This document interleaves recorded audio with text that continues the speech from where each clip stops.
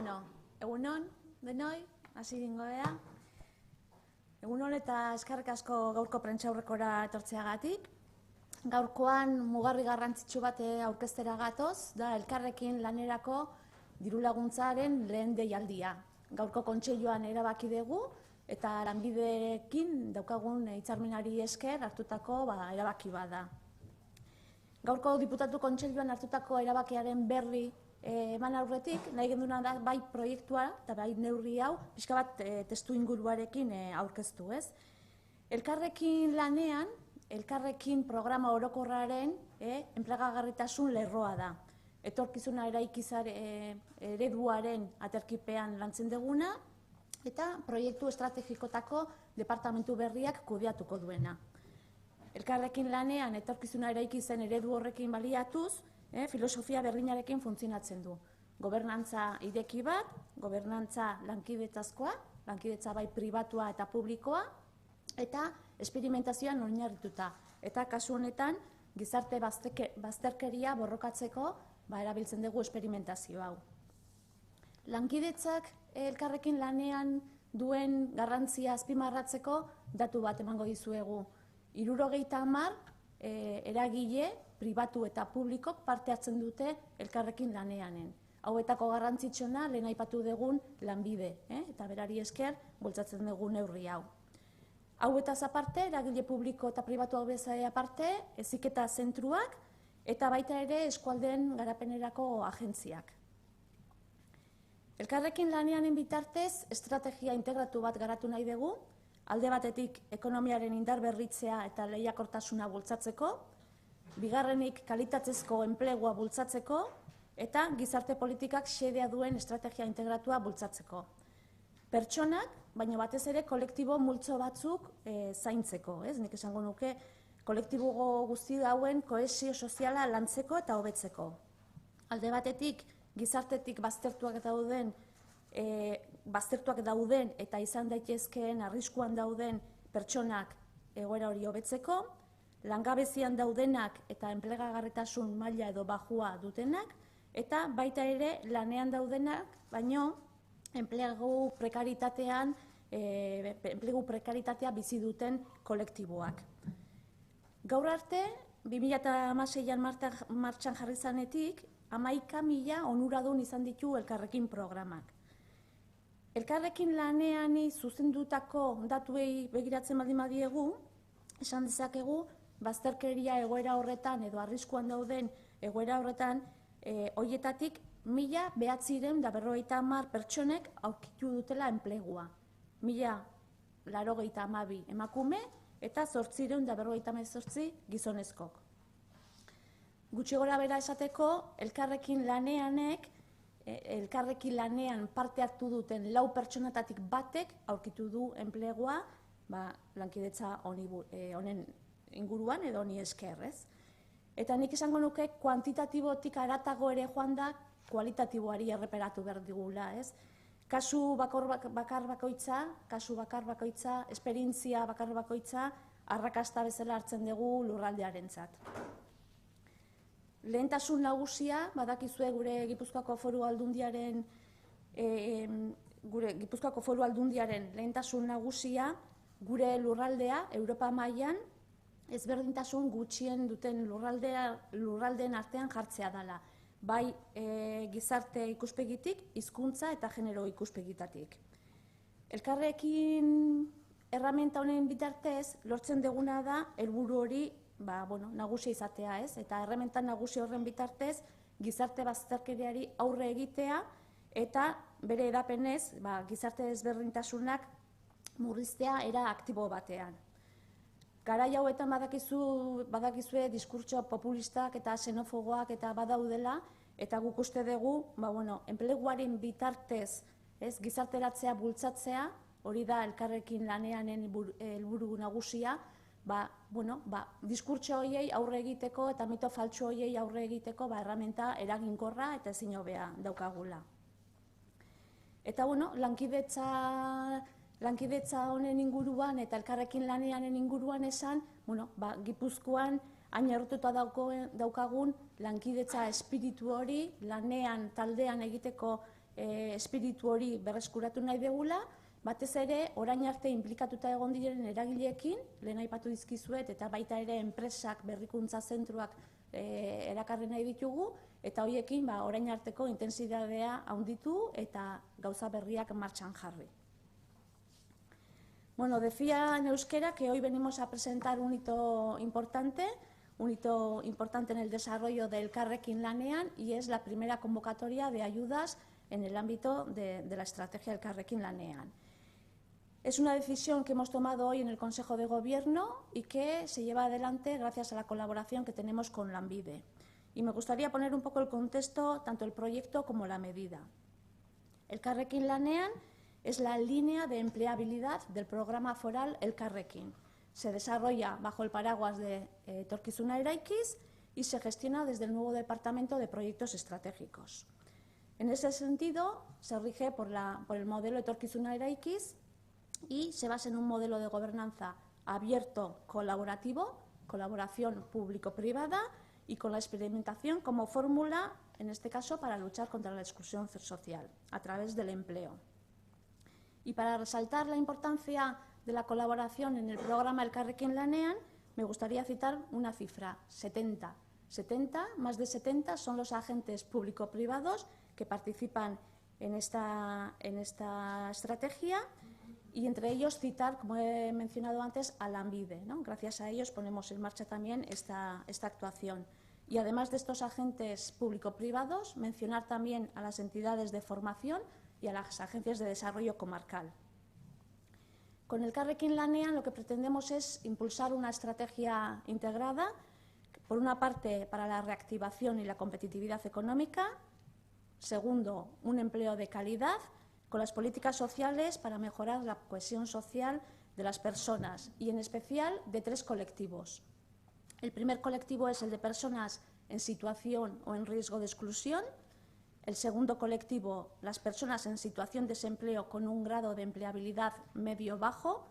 Y el tercer colectivo es el de las personas con empleo, pero en situación de precariedad laboral. Hasta la fecha, desde la puesta en marcha en el 2016, se han creado o se han beneficiado más de 11.000 personas del programa Elkarrekin.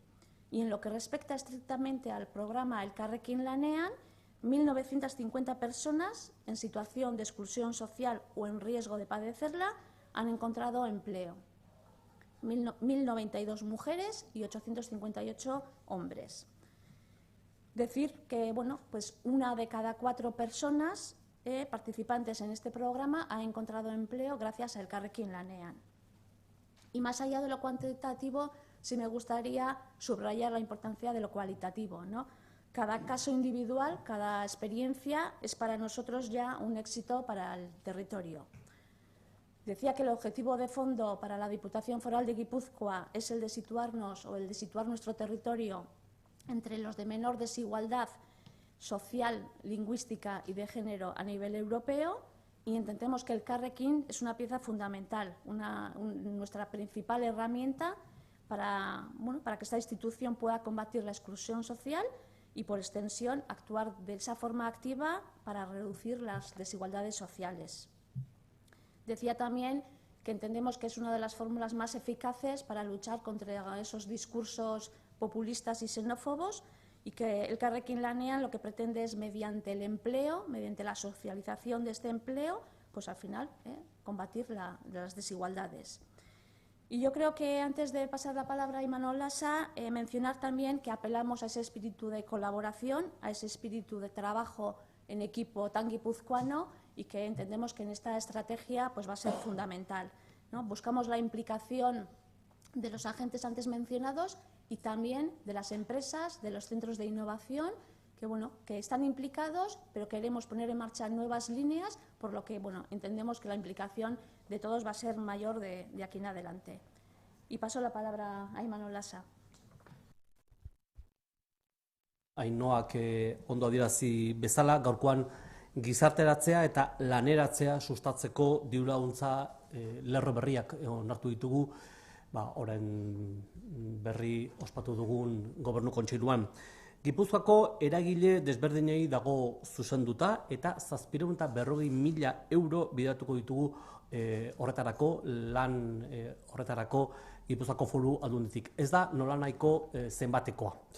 Eta deialdia bihar bertan argitaratuko dugu Gipuzkoako aldizkari ofizialean, eta hor xehetasun guztiarekin ikusiko dizue zeintzuk diren baldintzak eta betebeharrekoak. Diru-laguntzek ondorengo lan ildoen barnean kokatzen diren proiektuak bultzatuko dute. Kualifikazio baxuko, emantzipazio prozesuan dauden eta gizarte babeseko sistematik atera diren 16 eta 23 urte bitartekoen gizarteratzea eta lan merkaturatzea hobetzea. Inklusio soziolaborala lantzeko, eskualdeko zerbitzu sare integratuak sortzen laguntzeko, lurraldean gizarteratze enpresak sortzeko eta mantentzeko, enplegu landuko jarduketak sustatzeko, eta nola ez, enplegarritasuna hobetze aldera, gaitasunen eta ibilbide profesionalen autodiagnostikoa egiteko tresnak esperimentatzeko. Horiek dira eta hauek kontuan edo aintzate hartuta, hortik ikusi baritugu zenbat proiektu ateratzen diren, zenbat proiektu aurkezten diren. Hortaz, deialdiaren xede nagusia da Gipuzkoako eredu ekonomikoa finkatzen jarraitzea. Eredu horrek pertsonak eta kalitatezko enpleguaren sorrera ditu helburu eta oinarri. Eta hori, Ainoak dion bezala, behin eta berriro adiraziko dugu Gipuzkoako Foru Aldunditik. Horiek direlako gakoak, horiek direlako adirazleak gizarte kohesionatu bat lortzeko. Inor atzean ez usteko eta bizi proiektu duinak berbatuko dituena. Gipuzkoan egoitza duten eragile ezberdinek parte hartu ahal izango dute deialdi honetan, eta hor bai batzuk aipatzearren, tokiko entitateak, eskualdetako garapen agentziak, gizarteratze enpresak, eta hirugarren sektoreko erakundeak, ikastetxe sareak edota unibertsitateak. Hortaz, eragile asko daude gurean, gai honen inguruan egunero lan makala egiten dutenak. Eta diru-laguntza lerro honek, Gipuzkoako Foru Aldundiak legealdi berrian, Gipuzkoa indartzeko abiaraziko duen estrategian sakonduko du. Ekonomi aurreratu batean, berdintasunean eta elkarlanean. Horiek dira hiru hitzetan ondo jasotzen duen leloa, asmoa edo gure helburua. Gure lehiakortasunean faktore nagusiak dira pertsonak eta beraien ezagutza. Pertsonen prestakuntza, gaitasunak eta jarrerak eragingo dutelako zuzenean enplegagarritasunean, lan merkatuko baldintzetan eta ekonomia ehunaren garapenean. Eta nik esango nuke gainera, aldi berean, datozen 4 urte hauetan, Gipuzkoako Aldundiak eta laster aurkeztuko dugun kudeaketa plan estrategikoak, hor ere behin eta berriro aipatuko dela lehentasuneko kontua bezelan, Gipuzkoan baldintzak sortu behar ditugula, denon artean, pertsonak enplegu hobe bat lortu ahal izan dezaten eta lurraldean kalitatezko lanpostuak finkatu daitezen. Eta hori da, diru-laguntza berri hauen ere xede nagusia. Decía, por tanto, que hoy hemos aprobado en el Consejo de Gobierno, hemos dado luz verde a una línea de ayudas para la promoción del empleo y la inserción sociolaboral, con una dotación inicial de 740.000 euros y destinada fundamentalmente a los siguientes agentes. A los agentes institucionales, me refiero a las mancomunidades, a las agencias de desarrollo, a agentes también económicos, sociales y educativos del territorio. Queremos dar pie a que se presenten proyectos y enfoques innovadores en el territorio de Guipúzcoa que conjuguen el empleo de calidad y la inserción sociolaboral. El plazo para presentar las solicitudes va a comenzar mañana mismo con su publicación en el Boletín Oficial de Guipúzcoa y va a finalizar el 19 de noviembre. Y las ayudas van a apoyar el desarrollo de proyectos, de iniciativas que están todas ellas enmarcadas en acciones en líneas de trabajo que mejoren la empleabilidad y la inserción sociolaboral, especialmente de los jóvenes entre 16 y 23 años, con baja cualificación, en procesos de emancipación y salientes, en algunos casos, del sistema de protección social. Son, por tanto, ayudas muy innovadoras, son ayudas que hasta la fecha no existían en territorios cercanos y que nosotros, desde el nuevo departamento y en colaboración, como no, con el Departamento de Promoción Económica y en trabajo también con el Departamento de Políticas Sociales y bajo el liderazgo del Departamento de Ainhoa, vamos a trabajar de manera transversal para que este tipo de personas también puedan tener una oportunidad entre nosotros. El apoyo a la creación, por tanto, también de redes integradas de servicios comarcales para trabajar la inclusión sociolaboral, clave, y desde ahí también van a aparecer desde este territorio, de las diferentes comarcas, desde las diferentes instituciones, agentes, vamos a recibir, estamos convencidos, de innovadores proyectos para este fin. Para el impulso de la generación y de mantenimiento también de empresas que seguramente van a surgir, para la inserción en el territorio, para la puesta en marcha de actuaciones de empleo con el apoyo, por supuesto, de las instituciones, pero también para experimentar herramientas de autodiagnóstico, de competencias e itinerarios profesionales orientados a la empleabilidad. Las dos primeras líneas de trabajo van a responder, por tanto, por un lado, al reto de atender con efectividad y calidad al colectivo de personas jóvenes con programas de refuerzo basados en competencias básicas y transversales, y por otro, el de impulsar la activación del empleo vinculado a las estrategias de desarrollo comarcal que generen una mayor cohesión social y territorial. En cuanto al impulso a la generación y mantenimiento de empresas de inserción, también un aspecto muy importante, la convocatoria va a apoyar, por ejemplo, los estudios de mercado que contemplen la viabilidad de la creación de empresas o de iniciativas sociales con este objetivo, así como también la inversión en activos fijos orientadas a la creación o mantenimiento de puestos de trabajo destinados a personas en proceso de inserción. La convocatoria, insisto y termino, tiene por objeto seguir involucrando al conjunto del territorio en el afianzamiento del modelo económico y social del territorio de Guipúzcoa. Es un Making Guipúzcoa, entre todos estamos haciendo el territorio de Guipúzcoa, un modelo centrado en las personas, ya que entendemos además que es un factor clave de la competitividad del territorio de Guipúzcoa, sin dejar nadie atrás y garantizando el desarrollo de un proyecto de vida digno con más y mejor empleo. Eskerrik asko. Bueno, está aquí galderarik eta badago.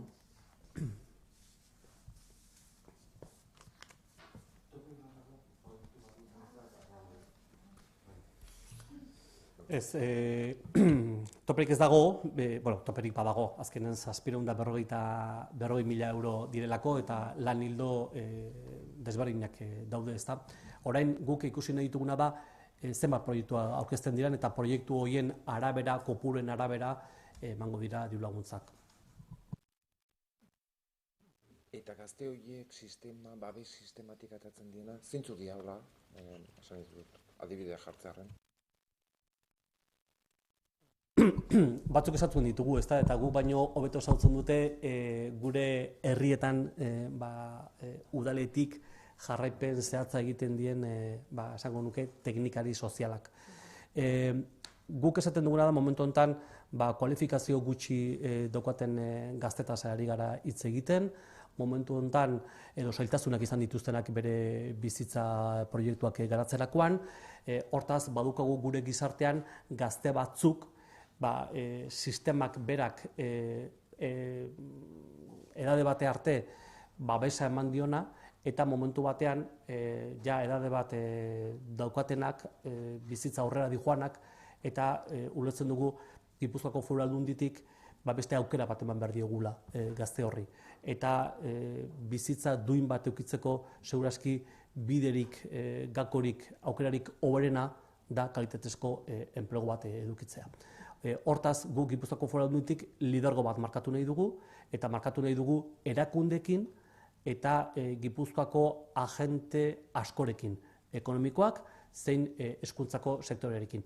Eta ziur gaude, zeren oso lurraldi bizia daukagulako proiektu oso erakargarriak izango ditugula gurean. ¿Habéis calculado cuántos puestos de trabajo se podrían crear con estas ayudas? No, yo creo que vamos a ver también un poco, ¿no? Yo creo que lo que también buscamos con estas líneas de ayuda muy innovadores es que aparezcan proyectos, de verdad, aparezcan proyectos relevantes, innovadores.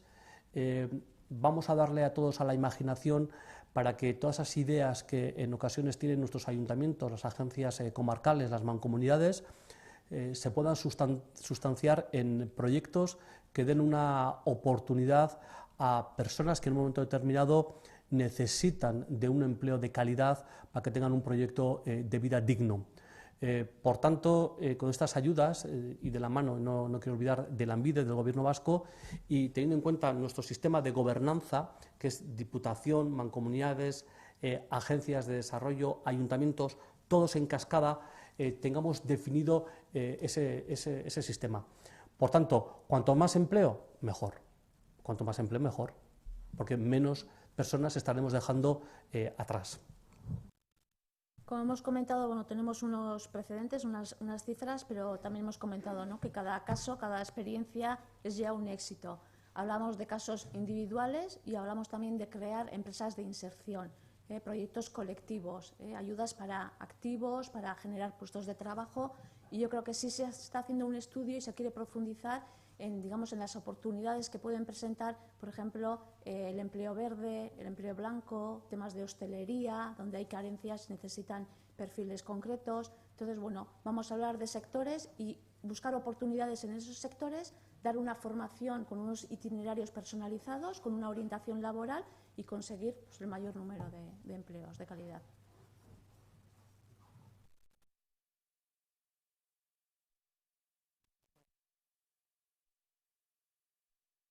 Badakit atatzen dula oharra atzo, baina pixkata hotza jartzeko, pues un poco lo de a ciertos bares de la parte vieja que si cobran más a los turistas. Reacción de la Diputación, tú como diputado de Turismo, en euskera y en castellano.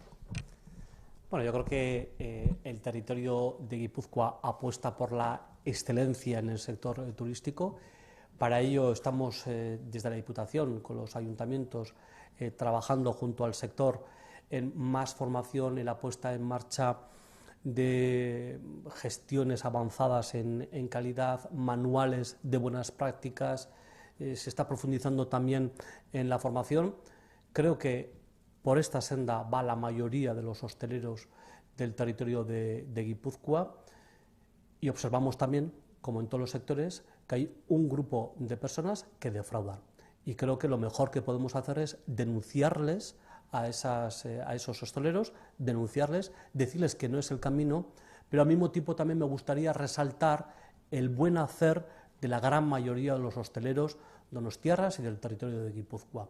Hemos mejorado muchísimo y muchos de nuestros taberneros hoy son grandes profesionales de la hostelería.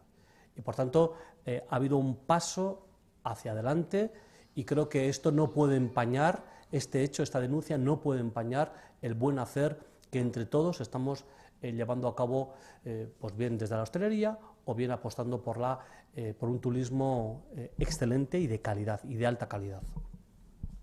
Ez esaten nun, urte asko daramazkigula Gipuzkoan bide honetik agenteekin, eragileekin eta nola ez ostalaritzako elkarteekin kalitatezko turismo baten alde eginez. Eta bide horretan oso lagun dira ostalariak, eta beraiekin lan bikaina egin dugulako, sektorea profesionalatzeko, kudeaketa bikaintasun bidean ere esartzeko eta neurriak hartzeko, eta ulertzen dut Gipuzkoa momentu honetan kalitatezko turismoa eskaintzen duela, baino badagoela baita gurean, tabernari batzuk ez dutela fin jokatzen, iruzurra egiten dutenak, eta hoien kontra ere egin behar daukagu, hoien jarraipena egin behar daukagu eta ondo salatu.